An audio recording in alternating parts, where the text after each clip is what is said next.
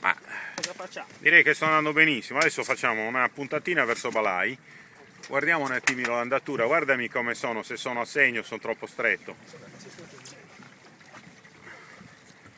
No, non c'è molto vento comunque.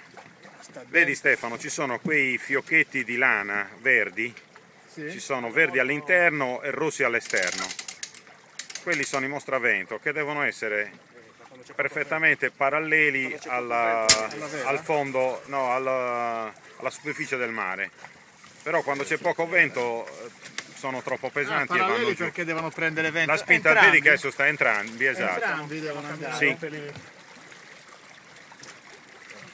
E quindi regoli o l'andatura o la barca o le vele in maniera tale da ottenere quello. L'incidenza rispetto al vento deve essere sempre quello. Questi sono il fiocco, invece nella Sì, landa sì. no, non ce li hai. Vedi, guarda adesso sono in turbolenza. C'è lei in uscita dalla balena, tu vedi che c'è il stringhe rossi. Quelli devono portare.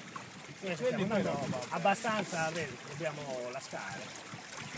Poi devi guardare l'inferitura della vela, non? Lo vedi qua, proprio l'attacco all'albero. Quando la vela è un po' troppo lasciata inizia a ballare, perché inizia a fuleggiare. Allora quando balla, vedi che adesso fa la panca. Te lo cazzo il pedino.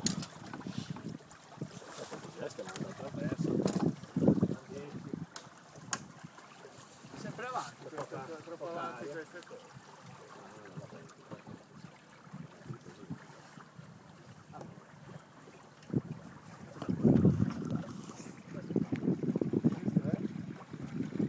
Questo ti serve per tendertela un po'.